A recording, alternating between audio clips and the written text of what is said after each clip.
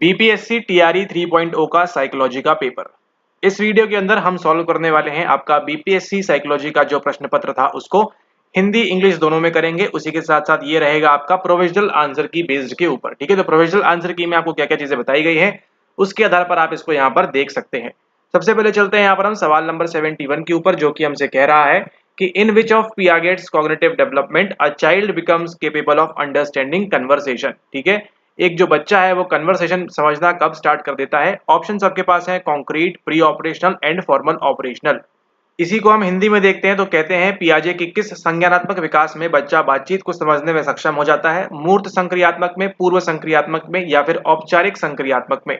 BPSC ने अपनी answer की में जो प्रस्तुत किया है वो किया है आपके ऑप्शन नंबर ए को, यानी कि मूर्त संक्रियात्मक अवस्था में आपका जो बच्चा है वो क्या हो जाता है, बातचीत को समझने में सक्षम हो जाता है। अगर आप इसको प्रिपेयर कर रहे हैं 4.0 के लिए तो अगली बार आपसे पूछेंगे यहाँ पर किसके बारे में पूछ सकते हैं आपसे कि बच्चा जो है वो छोटी गेंद, छोटी बोतल, बड़ी बोतल, किसमें पानी ज्यादा है, वो सब समझने में कहाँ होता है, क्या होता है, तो वो आप पढ़ के रहेंगे अच्छे से। ठीक है, ओके। यहाँ पे सही आंसर क्या है आपका, ऑप्शन नंबर ए मूर्त संक्रियात्मक। पियागेट की स्टेजेस आपको याद रखने के लिए एक निमोनिक बताया हुआ है पहले भी, SPCF। इसको आप ध्यान रखेंगे, कभी भी आप चीजों को नहीं भूलेंगे। उसी के साथ साथ देखिए आपको एक यहाँ पर पियागेट के ऊपर, आप चैनल के ऊपर जाएंगे तो आपको मिलेगा जीन पियागेट। जीन पियागेट नाम से आपको देखिए डेवलपमेंटल साइकोलॉजी यूजीसी नेट पे 9 नंबर पे आती है। वहां पे आपका देखिए लगभग आधे एक घंटे का फ्री लेक्चर है और उसके जो है नोट्स भी टेलीग्राम चैनल के ऊपर प्रोवाइड किए गए हैं। तो अगर आप उसको देखेंगे तो आप मान के चलिए जीन पियागेट या डेवलपमेंट संबंधित आपका कोई भी सवाल गलत नहीं होगा। ये होता है आपके सेंसरी मोटर के लिए, ये होता है आपके प्री ऑपरेशनल के लिए, ये होता है आपके कॉन्क्रीट के लिए और ये वाला होता है आपके फॉर्मल ऑपरेशनल के लिए। तो यहाँ पर उनका कहना है कि कॉन्क्रीट ऑपरेशन में जो है बच्चा यहाँ पर समझने में शुरुआत कर देता है, एबल टू अंडरस्टैंड कन्वर्सेशन। अब हम चलते हैं अगले सवाल की ओर। अगला सवाल क्या बोल रहा है, आपसे पूछा है यहाँ पे टाइप्स ऑफ इंटरवेंशन। शॉर्ट में अगर आपको बताएं यहाँ पर तो क्या बोला है, ये जो कंसेप्ट है इनको आपको यहाँ पर मैच करना है। यहाँ पर देखिए निम्नलिखित का मिलान करें तथा दिए गए कोड से सही उत्तर चुनें। हस्तक्षेप के प्रकार यहाँ दिए गए हैं, मानदंड की बात है, अनुपालन की बात है, आज्ञाकारिता की बात है, सामाजिक सुविधा की बात है और यहाँ पर अनुकरण की बात हो रही है। तो आपको यहाँ पर केवल इनको मैच करना है। अब यहाँ पर देखिए फिजिकल प्रेजेंस दिया हुआ है, modelling of behaviour, consensus about preferred response, situation that increase salience of norms और यहाँ पर देखिए नंबर 5 में कमांड्स की बात है। ठीक है, तो यहाँ पर देखिए कमांड जब भी आपको देखने मिलेगा, कमांड या कौन करेगा आपको, कमांड करेंगे आपको अथॉरिटी वाले। ठीक है, अथॉरिटी वाले आपको कमांड करेंगे। और कमांड कब हमको देखने मिलती है, कमांड हमको देखने मिलती है हमारे ओबीडियंस के अंदर, यानी कि आज्ञाकारिता के अंदर। तो 5 के साथ क्या जाएगा आपका, 5 के साथ जाएगा आपका यहाँ पर 3। देखते हैं यहाँ पर हम क्या हमारे पास ऑप्शन में हमको मिल रहा है। यस, हमको मिल रहा है यहाँ पर 5 के साथ ऑप्शन में 3। तो हमारा सही आंसर क्या होने वाला है, सही आंसर होने वाला है ए। और इसी को बीपीएससी ने भी यहाँ पर बोला हुआ है। ठीक है, अब यहाँ पर देखिए 5 क्या है, 5 यहाँ पर बोल रहे हैं आपको इरिटेशन के बारे में। इरिटेशन कब होगा आपका यहाँ पर, सॉरी यहाँ इरिटेशन नहीं होना चाहिए था, देखिए यहाँ पर इमिटेशन होना चाहिए था। ठीक है, इमिटेशन। मॉडलिंग ऑफ बिहेवियर कब होती है, जब हम इमिटेट करते हैं। फिर आपको देखिए यहाँ पर कंसेंसस अबाउट प्रेफर्ड रिस्पॉन्स यानी कब होगा यहाँ पर, ये जाएगा आपका कंप्लायंस में। Situation that increase salience of norms, ये आएगा आपका फर्स्ट में। और इस प्रकार से जो सही उत्तर है आपका वो क्या होता है, आपका उत्तर नंबर 1। ठीक है, तो यहाँ पे सही आंसर क्या है आपका, सही आंसर आपकी जो आंसर की में दिया गया है वो है आपका यहाँ पर ए। ये यहाँ पर देखिए अनुकरण दिया हुआ है और वहां पर क्या लिखा हुआ है इंग्लिश में, इरिटेशन वहां पर लिखा हुआ है। लेकिन अगर आप इसको समझ जाते हैं आदेश मतलब कब होता है, आदेश आपको देखने कब मिलेगा, आपको देखने मिलेगा जब आप क्या करेंगे यहाँ पर, जब आप यहाँ पर आज्ञा पालन करेंगे। उसके बाद देखिए अगला सवाल पूछ रहे हैं आपसे, ये आपको है रिसर्च वाले और टेस्टिंग वाले पार्ट से पूछा गया है। A research hypothesis is also called, इसको हम और क्या बोलते हैं, स्टैटिस्टिकल हाइपोथेसिस बोलते हैं, अल्टरनेटिव बोलते हैं, वर्किंग बोलते हैं। तो यहाँ पे सही उत्तर क्या है आपका, सही उत्तर है आपको, इसको हम बोलते हैं कार्यकारी परिकल्पना यानी कि वर्किंग हाइपोथेसिस। ठीक है, अ रिसर्च हाइपोथेसिस का दूसरा नाम क्या है यहाँ पर, वर्किंग हाइपोथेसिस यहाँ पर इसको बोलते हैं। तो ये आपका जो है यहाँ पर सही उत्तर है। और प्रीवियसली जब डिस्कस किया था तो बताया था आपको यहाँ पर इसको ये नाम दे सकते हैं वर्किंग वाले को। ठीक है, उसके बाद यहाँ देखिए एक शोध परिकल्पना को कहा जाता है क्या, इसको हम कहते हैं कार्यशील परिकल्पना। यहाँ पर वर्किंग मेमोरी, इसको सॉरी वर्किंग मेमोरी नहीं, वर्किंग हाइपोथेसिस भी इसको हम यहाँ पर कहते हैं। उसके बाद देखिए अगला सवाल जो है आपके सामने, what is the fundamental principle of counselling. Counselling का निर्देशन का फंडामेंटल प्रिंसिपल हमारे पास क्या होता है। ठीक है, empowering individuals to manage their own issues, giving advice in suggestions, diagnosis of psychological disorder, more than one of the above या फिर नन ऑफ द अबव। ठीक है, तो यहाँ पर क्या है काउंसलिंग का हमारा फंडामेंटल प्रिंसिपल, वो है हमारे पास यहाँ पर empowering individuals to manage their own issues. ठीक है, अगर कोई आपके पास मदद के लिए आया है तो आप क्या करें, उसको एम्पावर करें कि बाद में भी क्या कर सके, वो अपने आप को प्रॉपरली यहाँ पर मैनेज कर सके। ठीक है, केवल आपका काम गिविंग एडवाइस और सजेशन देना यहाँ पर नहीं होता है, डायग्नोस तो आप बिल्कुल नहीं करते हैं इसके अंदर, साइकोलॉजिकल डिसऑर्डर को यहाँ पर डायग्नोस वगैरह नहीं करेंगे। तो सही आंसर क्या होता है आपका यहाँ पर ऑप्शन नंबर ए, ये यहाँ पर जो है आपका सही आंसर होता है। यहाँ पर देखिए बात कर रहे हैं परामर्श का मूल सिद्धांत क्या है। परामर्श का मूल सिद्धांत क्या होता है हमारे पास, होता है व्यक्तियों के अपने स्वयं के मुद्दों का प्रबंधन करने के लिए सशक्त बनाना, है ना। ठीक इसी प्रकार से जब आप अपना कोर्स करते हैं बीपीएससी वाला या नेट वाला, तो क्या होता है आप उसके बाद क्या बन जाते हैं, आप बन जाते हैं सशक्त। आपके जो सोचने समझने की क्षमता है वो होता है बढ़ावा, इजाफा, और उसके बाद आप जो है सवालों को देखना सीखना समझना यहाँ पर सीखते हैं। ठीक उसी प्रकार से काउंसलिंग का जो काम होता है, जो मूल सिद्धांत होता है, वह भी यही होता है। इसके बाद देखते हैं अगला सवाल, which of the following is an effective component of attitude. ठीक है, एटीट्यूड के बारे में, अभिवृत्ति के बारे में पूछ रहे हैं। It is the way a person feel towards the object, person और सिचुएशन। It is the action, it is the way a person thinks about himself और हरसेल्फ एन ऑब्जेक्ट और अ सिचुएशन। ठीक है, तो यहाँ पर देखिए आपको ध्यान रखना है, एटीट्यूड जो आपको लिया गया है, ये लिया गया है आपकी 12th क्लास की एनसीईआरटी, आप पढ़िएगा अच्छे से। वहां पर ए बी सी करके 3 कंपोनेंट दिए हुए हैं। पहला वाला जो कंपोनेंट है वो आपका इफेक्टिव है, जो सवाल में पूछा गया है। बी वाला जो आपका है वो होता है आपके व्यवहार के लिए, यानी कि बिहेवियर के लिए, और ये जो होता है आपकी, ये होता है आपके कॉग्निशन के लिए। तो ये जो है आपकी किसकी बात करता है, ये बात करता है आपके भाव के बारे में। भाव यानी कि आपका इमोशन वगैरह थोड़ा बहुत जो है उससे लिंक करिएगा आप इसको यहाँ पर। ठीक है, तो तीनों कंपोनेंट में से देखिए आप किस प्रकार से फील करते हैं, तो सही आंसर क्या होगा आपका यहाँ पर, it is the way a person feel towards the, आप किस प्रकार से फील कर रहे हैं ऑब्जेक्ट, पर्सन और सिचुएशन के बारे में, वो यहाँ पर क्या है आपका अफेक्टिव कंपोनेंट हो जाता है। ठीक है, जैसे यहाँ देखिए यह वह तरीका है जिससे व्यक्ति किसी वस्तु, व्यक्ति या परिस्थिति के प्रति महसूस करता है। यहाँ पे किसकी बात हो रही है, यहाँ पे महसूस की बात हो रही है, फील की बात हो रही है। तो आप ध्यान रखिएगा, यहाँ पर आपको बता देते हैं जो आपका इमोशन होता है और अफेक्ट होता है, आप किस प्रकार से फील, भाव, रस जो आपका आ रहा है, रस तो नहीं कहेंगे बट जो आपका भाव आता है, वो दोनों जो है लगभग यहाँ पर इमोशन वाले कंपोनेंट की आपकी बात हो रही है। आपने किस प्रकार से यहाँ फील किया, किस प्रकार से आपका इमोशन था, किस प्रकार से आपने महसूस किया, वो यहाँ पर बात होती है। ठीक है, यह वह क्रिया है जो व्यक्ति किसी व्यक्ति, वस्तु या किसी परिस्थिति के संबंध में करता है, तो यहाँ पर आपका बिहेवियर वाला कंपोनेंट आ जाएगा। और यह वह तरीका है जिसे व्यक्ति अपने बारे में, किसी वस्तु या परिस्थिति के बारे में सोचता है। यहाँ पे क्या आ जाएगा आपका, यहाँ पे आ जाएगा आपका थिंकिंग वाला पार्ट। ठीक है, तो यहाँ पर देखिए जैसे मान के चलिए आपने इस वीडियो का थंबनेल देखा, थंबनेल देखने के बाद आपने पहले क्या किया, पहला आपका काम किया ये वाला, आपने महसूस किया यहाँ पर कि नहीं सर की ये वीडियो आई है, मतलब इसमें हमारे काम की चीज होगी, ये इंपॉर्टेंट चीज यहाँ पर रहने वाली है। इसको आपने क्या किया, महसूस किया।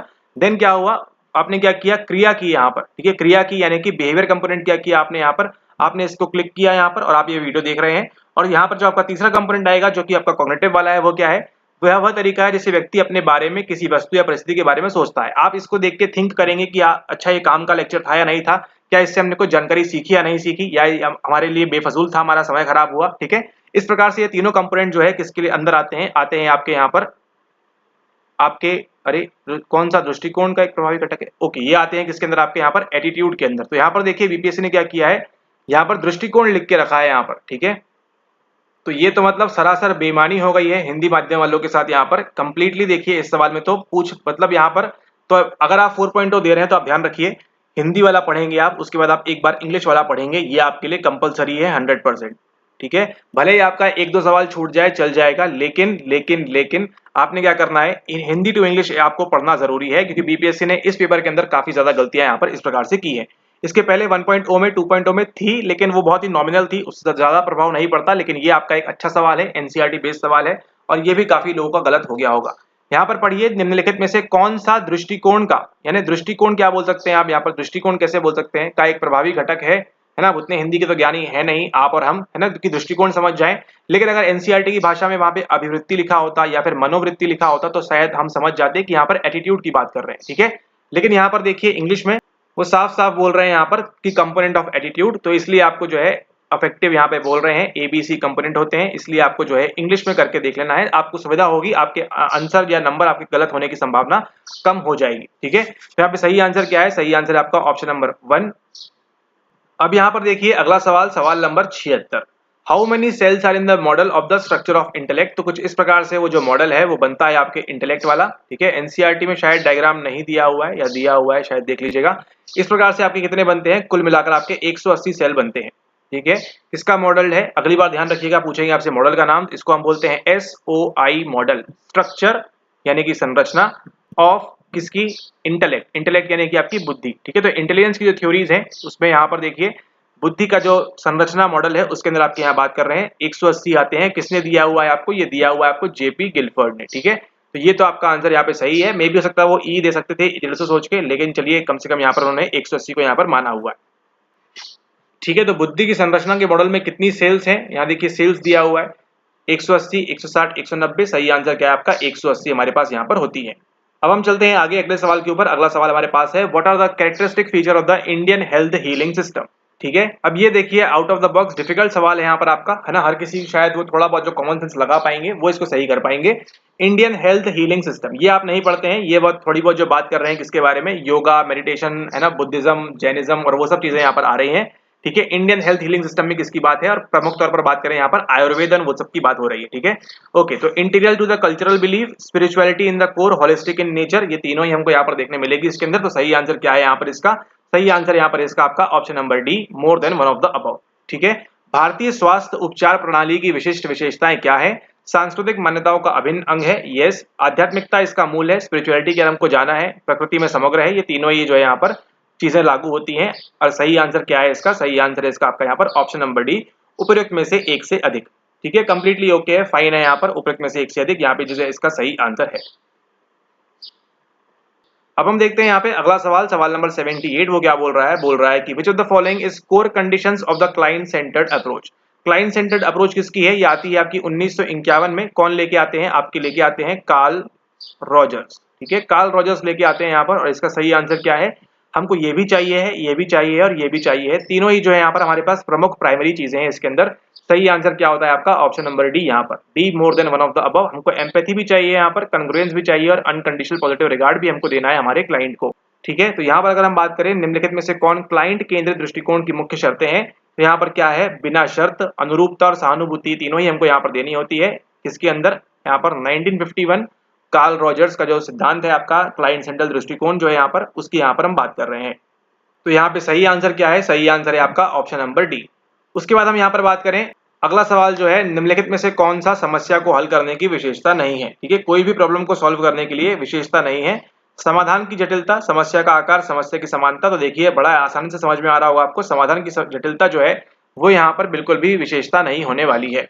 ठीक है, क्या बोल रहे हैं? Which of the following is not characteristics of problem situation. ठीक है, प्रॉब्लम सिचुएशन का कौन सा कैरेक्टरिस्टिक नहीं है?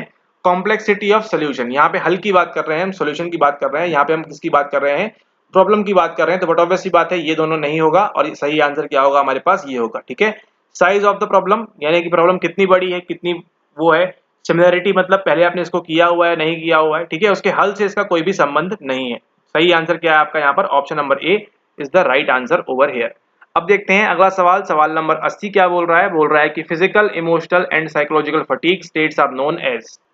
ठीक है, इसको हम क्या बोलते हैं, है ना, शारीरिक तौर पर, भावात्मक तौर पर और हमारे जो है शारीरिक तौर पर, अच्छा सॉरी मानसिक तौर पर जो फटीग हम महसूस करेंगे उसको हम क्या बोलते हैं? Burnout, stress, resistance.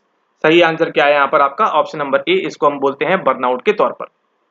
ठीक है, तो यहाँ पर देखिए शारीरिक, भावनात्मक और मनोवैज्ञानिक थकान की स्थिति को कहा जाता है क्या? बर्नआउट, तनाव, प्रतिरोध। इनमें से हम कुछ भी नहीं कहते हैं। क्या कहते हैं इसको? हम कहते हैं बर्नआउट। ठीक है, इसी भी आपको ध्यान रखना है, इनका एक मॉडल है, मतलब इनका मॉडल नहीं है, एक मॉडल है गैस करके, हेंस सेले का मॉडल है। ठीक है, इसको आप यहाँ पर ध्यान रखेंगे। जनरल एडेप्टेशन सिंड्रोम, शायद आपको पहले पूछा हुआ है, नहीं पूछा है तो ध्यान रखिएगा, 4.2 में आपको पूछेंगे इससे सवाल। ठीक है, कि इसमें जो और स्टेजेस आती हैं वो आती हैं आपकी अरे करके। ठीक है, अरे करके। चलिए चलते हैं काली स्क्रीन के ऊपर। चलिए, तो यहां तक हमने देख लिए हैं हमारे 10 सवाल, 10 क्वेश्चंस हमने देख लिए हैं। हमारे किसके? हमारे देख लिए हैं हमने किसके? हमारे। हमने किसके देख लिए? हमारे। हमारे हमने किसके देख लिए? हमारे। हमने देख लिए हैं आपके बीपीएससी टीआरई 3.0 के 10 सवाल देख लिए हैं। आगामी जो आपके आगे के सवाल हैं वो भी आपको देखने मिलेंगे। तो अगर सब्सक्राइब नहीं किया है आपने तो उसको करना ना भूलें, और बाकी सारी चीजें आपको ऑलरेडी मालूम है। टेलीग्राम पे ज्वाइन कर सकते हैं, कोर्स चल रहा है ले सकते हैं, मॉक टेस्ट चल रहे हैं ले सकते हैं, और ई बुक भी आ गई है वो भी ले सकते हैं। नीचे डिस्क्रिप्शन में सारी जानकारी आपको मौजूद है। ओके, अब शुरुआत करते हैं असली लेक्चर, जो आपको देखने मिलता है इसी प्रकार से कोर्स के अंदर भी, और अभी आगे ये चीजें भी अपडेट हो जाएंगी उसके अंदर। बात करने वाले हैं किसके बारे में? बात करने वाले हैं हम स्ट्रेस के बारे में। ठीक है, स्ट्रेस क्या है हमारे पास यहाँ पर? स्ट्रेस यानी कि हमारा दबाव। दबाव कैसा है? ये हमारा शारीरिक है या कैसा है? मेनली हम बात करने वाले हैं किसके बारे में? हम बात करते हैं मानसिक तनाव, यानी कि मेंटल स्ट्रेस। ठीक है, मेंटल स्ट्रेस की हम बात करेंगे, मानसिक तनाव की बात करेंगे, जिसके शिकार आप, हम और हर कोई इस दुनिया में जो भी इंसान है वो कहीं ना कहीं किसी न किसी प्रकार से प्रत्येक मानसिक अवस्था या मानसिक स्ट्रेस का शिकार है। ठीक है, इसको नकारा नहीं जा सकता। ठीक है, हर कोई जो है किसी न किसी प्रकार से मानसिक तनाव में है, कोई घर वालों से है, कोई हस्बैंड वाइफ में है, कोई अपने बच्चों से है, कोई पड़ोसियों से है और कोई जो है देश की सरकार से है, कोई जो है इस व्यवस्था से है, कोई जो है इकोनॉमी से है। यानी कि प्रत्येक प्रकार से कहीं ना कहीं से स्ट्रेस से आप और हम घिरे हुए हैं। आपको चिंता है कि आपका रिजल्ट कब होगा। ठीक है, ये सब चीजें आपके साथ लगी हुई हैं। अब ये जो देख रहे हैं यहाँ पर थर्ड चैप्टर है आपके, किसका थर्ड चैप्टर है आपके एनसीईआरटी का। और देखिए एनसीईआरटी किस प्रकार से पढ़ी जाती है आपको यहाँ मालूम होगा और हम किस प्रकार से पढ़ाते हैं वो आपको देखना है। ठीक है, ओके। Meeting life challenges. अब यहाँ पे परेशान ना होइए आप कि इंग्लिश में है तो हमको समझ में नहीं आएगा, एक एक चीज आपको तोड़ के बताएंगे। यहाँ पे आप देख रहे हैं हमारा लेक्चर। ठीक है, ओके। तो देखिए ये लेक्चर हम बुलाते हैं फिलहाल बीपीएससी का, और बीपीएससी के संदर्भ में चलते हैं हम यहाँ पर आगे। मीटिंग लाइफ चैलेंजेस यानी कि हमारे जीवन में जो भी क्या है, जो भी चैलेंजेस हैं, जो भी हमारे पास मेनली कठिनाई आ रही है। ठीक है, अब कठिनाई क्या हो सकती है? कठिनाई ये भी हो सकती है कि आप जाते हैं जिस रास्ते से वहां पर रोज ट्रैफिक जाम लगा हुआ है, और कठिनाई ये भी हो सकती है कि जहां पर आप जॉब करने जा रहे हैं वहां पर जो आपका बॉस है वो बहुत ही खूसट है। ठीक है, तो चैलेंजेस अलग अलग प्रकार के होते हैं, ये भी आपको ध्यान रखना है। ठीक है, कोई नॉर्मल हो सकता है, कोई मीडियम हो सकता है और कोई बहुत हाई लेवल का आपका हो सकता है। अपने हस्बैंड वाइफ का डिवोर्स होने वाला है, बच्चे अलग होने वाले हैं, या घर में किसी की मृत्यु हो चुकी है। ठीक है, तो आप देख रहे हैं लाइफ के चैलेंजेस आपके अलग अलग लेवल पे भी होते हैं। ठीक है, ओके। अब यहाँ पर देखिए understand the nature, type and source of stress as life challenges. और ये नहीं आपको जो बताना था यहाँ पर खास तौर पर वो आपके लिए ये है, कहाँ गया, ये आते हैं देखिए। ठीक है, ये देखिए all the challenges, problems and difficult circumstances put us to stress. ठीक है, हमको क्या होता है, हमको स्ट्रेस आता है किसी न किसी कारण से। हमको किसका शिकार होते हैं हम? यहाँ पर दबाव का शिकार होते हैं। हमारे जीवन में कोई भी चैलेंज आ जाएगा, जैसे कोविड-19 के दौरान आया था, कोई भी प्रॉब्लम है ना, घर में ये है वो है, और डिफिकल्ट सर्कमस्टेंसेस जो होते हैं उसके अंदर हमको क्या होता है, काफी ज्यादा स्ट्रेस के अंदर हम आ जाते हैं कि हमारा कट ऑफ क्या रहने वाला है। ठीक है, ओके। अब यहाँ पर देखिए it is important to remember, ये ध्यान रखना हमारे लिए जरूरी है। इसका अनुवाद करते चलते हैं। It is important to remember, ये हमारे लिए ध्यान रखना जरूरी है, दैट नॉट ऑल स्ट्रेस, यानी कि प्रत्येक प्रकार का जो दबाव है, स्ट्रेस है, वो खराब और डिस्ट्रक्टिव होता है। ठीक है, अब यहाँ देखिए बात कर रहे हैं हम किसके बारे में, बात कर रहे हैं आपके यू स्ट्रेस के बारे में। ठीक है, यू स्ट्रेस क्या होता है यहाँ पर आपका? यू स्ट्रेस होता है is the term used to describe the level of stress that is good for you, जो आपके लिए अच्छा होता है, and is one of the person's best assets for achieving peak performance and managing minor crisis. यानी कि you stress क्या होता है आपके लिए? अच्छा होता है। ठीक है, यानी कि स्ट्रेस को अगर हम दो भागों में बांटें तो पहला भाग कौन सा है? पहला भाग है ईयू स्ट्रेस। ईयू स्ट्रेस कैसा होता है? ये होता है आपका अच्छा वाला, जो आपको मदद करता है किसके लिए? आपको मदद करता है यहाँ पर परफॉर्मेंस के लिए। अब आपको एग्जाम की एंजाइटी है, एग्जाम की टेंशन है, यस अच्छी बात है। आप क्या होगा, आप इसके लिए ज्यादा पढ़ेंगे, ज्यादा मेहनत करेंगे आप इसके लिए। वहीं पर अब ये बहुत ज्यादा हो जाएगा तो क्या बन जाएगा? ये बन जाएगा आगे जाकर आपका डिस्ट्रेस। ठीक है, आप जो है एकदम तनाव में रहेंगे, पढ़ाई छोड़ देंगे, एनसीईआरटी नहीं करेंगे, मॉक टेस्ट ही नहीं लगाएंगे, पीवाईक्यूज ही नहीं लगाएंगे, तो क्या हो जाएंगे आप? यहाँ पर डिस्ट्रेस का शिकार हो जाएंगे, जिससे क्या होगी आपकी, जिससे आपकी परफॉर्मेंस जो है वो यहाँ पर लूज होगी। ठीक है, इसको आपने यहाँ पर ध्यान रखना है। ठीक है, वहीं देखिए लिखा हुआ है however has the potential of turning into distress। यही जो आपका यू स्ट्रेस है बाद में क्या बन जाता है आपका? बाद में जाकर आपका ये डिस्ट्रेस बन जाता है, जो आपको परेशान करता है। इट इज दिस लेटर, और ये आप अंग्रेजी में देख लेंगे एक बार, ये आपसे रिक्वेस्ट है, गुजारिश है, दरख्वास्त है। Thus stress can be described as the, अब स्ट्रेस है क्या, दबाव है क्या, वो आपने यहाँ पर पढ़ना है। द पैटर्न ऑफ रिस्पॉन्सेस, यानी उस प्रकार की प्रतिक्रियाएं, एन ऑर्गेनिज्म मेक्स, ऑर्गेनिज्म यानी कि क्या कोई चींटी कर सकती है, क्या कोई हाथी कर सकता है, क्या पता करते हो, makes to stimulus event that disturbs the equilibrium and exceeds a person's ability to cope। ठीक है, तो स्ट्रेस क्या है कि ऐसे द पैटर्न ऑफ रिस्पॉन्सेज, यानी कि ऐसी प्रतिक्रियाएं जो ऑर्गेनिज्म यानी कि आप और हम मेक करते हैं, ठीक है, किसी भी स्टिमुलस के प्रति, जो क्या कर देती है, जो डिस्टर्ब कर देती है हमारा इक्विलिब्रियम और एक्सीड करती है हमको उसके कोप करने के साथ में। ठीक है, तो यहां पर देखिए कोविड-19 की बात करें, कोविड-19 महामारी जो आई थी उसने क्या कर दिया, आपका जो नॉर्मल जीवन चल रहा था, जो आपका आम जीवन चल रहा था, उसको क्या कर दिया, उसको जो है बिखरा दिया पूरी तरह से। ठीक है, जिसकी वजह से क्या हुआ, डिस्टर्ब्स द इक्विलिब्रियम। ये जो इक्विलिब्रियम है ये क्या हुआ, ये गड़बड़ा गया। अब इक्विलिब्रियम का हिंदी क्या होता है? इसको हम कह सकते हैं यहाँ पे संतुलन। ठीक है, आपके जो जीवन है, नॉर्मल जीवन का संतुलन बिगड़ा देता है ये, और exceeds a person's ability to cope. ठीक है, और ये एक्सीड किससे ज्यादा कर जाता है? हमारा उसका कोप करने के साथ में। अब इसको समझते हैं उदाहरण से। ठीक है। कोविड 19 में क्या हुआ, महामारी में सारी चीजें अस्त व्यस्त हो गई और जो आपका इक्विलिब्रियम था, इक्विलिब्रियम क्या था, जो आपका दूध वाला था वो क्या हो रहा था, बराबर टाइम से आ रहा था, तो आपका बच्चा खुश था, बराबर टाइम से दूध पीता था वो सुबह शाम।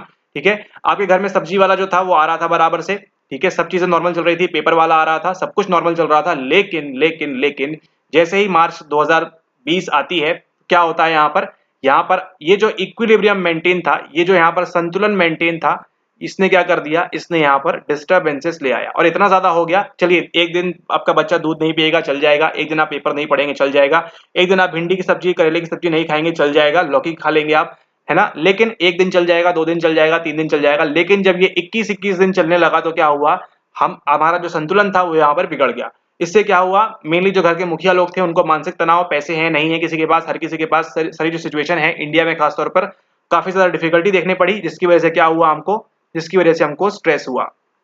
क्योंकि हम क्या नहीं कर पा रहे, क्योंकि उससे हम कोप नहीं कर पा रहे। तो ये तो हमने नॉर्मल बात करी। नॉर्मल में देखिए आपको उतना स्ट्रेस नहीं आया होगा, लेकिन सोचिए जिनके घर वाले, है ना, आपने देखा कि नहीं देखा लेकिन पता नहीं, लेकिन न्यूज में सुना होगा आपने, किनके घर वाले जो देखिए घर में 8-8 10-10 लोगों को जो है यहाँ पर कोरोना हो चुका है। ठीक है, कोविड 19 के दौरान, या फिर हमको कह सकते हैं कि जो वॉलंटियर लोग थे उनको भी हो रहा था। तो यहाँ पर देख रहे हैं प्रत्येक प्रकार से आपको जो है आम जीवन का संतुलन बिगड़ चुका था। ठीक है, जिसकी वजह से क्या हुआ, इतना ज्यादा ये जो संतुलन था बिगड़ चुका था, जिससे हम क्या नहीं कर पा रहे थे, जिससे हम कोप नहीं कर पा रहे थे। और कोप करना हमारे लिए जरूरी होता है। क्यों जरूरी होता है, आप जानते होंगे इस चीज को। ये क्या है, ये है आपका यर्किस डॉटसन लॉ, जो दिखता है किस प्रकार से, जो दिखता है आपको यहाँ पर इनवर्टेड यू के रूप में। ठीक है, इनवर्टेड यू, इसको रट लीजिए, याद कर लीजिए, जहन में बिठा लीजिए। इनवर्टेड यू जब भी आपको देखने मिलेगा, ये क्या बात कर रहा होगा, ये बात कर रहा होगा आपके यर्किस डॉटसन लॉ की। यहाँ पर क्या चलता है, यहाँ पर चलता है आपका परफॉर्मेंस, और यहाँ पर क्या चलता है आपका, यहाँ पर चलता है आपका स्ट्रेस का लेवल।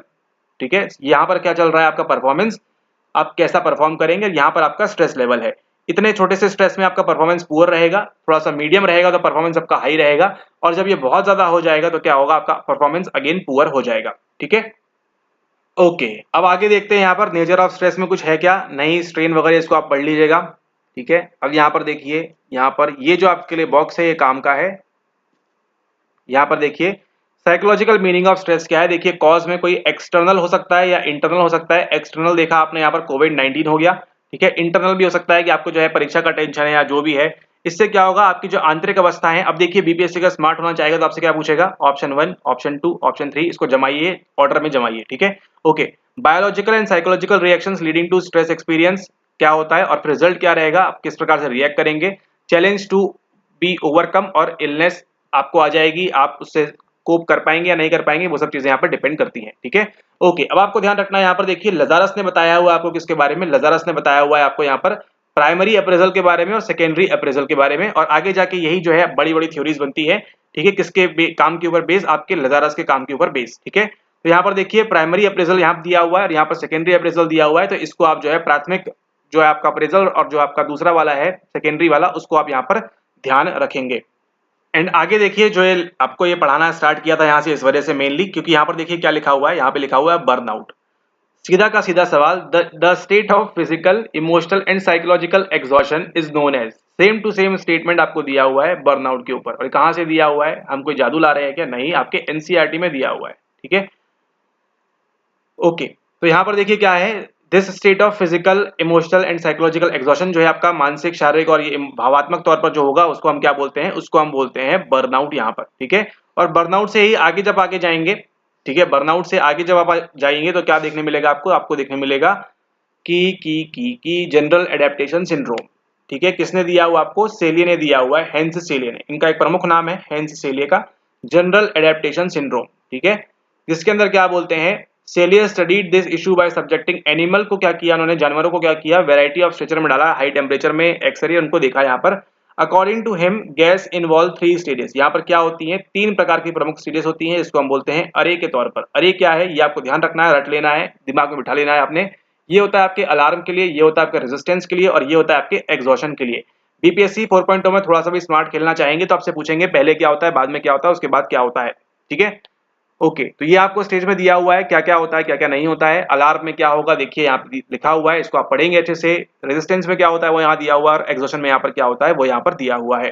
ठीक है, तो इसी के साथ इस लेक्चर को यहाँ समाप्त करते हैं। इस लेक्चर के अंदर हमने देखे यहाँ पर आपके 10 सवाल, और उसी के साथ हमने देखा यहाँ पर एक इंपॉर्टेंट टॉपिक, एक इंपॉर्टेंट पॉइंट जो कि क्या है हमारा, जो कि हमारा है यहाँ पर स्ट्रेस। और उसी के साथ साथ आपने देखा यहाँ पर कि हम किस प्रकार से एनसीईआरटी बेस्ड सवालों को जो है ज्यादा महत्वपूर्णता या ज्यादा तवज्जो या ज्यादा इंपॉर्टेंस देते हैं कि एनसीईआरटी के सवाल आप बिल्कुल भी मिस आउट नहीं कर सकते। सेम टू सेम कॉपी करके आपको यहाँ पे सवाल पूछा जा रहा है एनसीईआरटी से, तो एनसीईआरटी करना आपके लिए बहुत ज्यादा जरूरी है। और अगर आप इसी तरह पढ़ना चाहते हैं हमारे साथ तो कोर्स वगैरह है उसके अंदर ज्वाइन कर सकते हैं। नीचे नंबर दिया हुआ है, मात्र ₹2499 के अंदर आप जो है बीपीएससी 4.0 का कोर्स ले सकते हैं। ठीक है, जहां पर आपको मिलती है कंप्लीट एनसीईआरटी, स्पेशल लेक्चर्स और मॉक टेस्ट काफी सारे। ठीक है, ओके।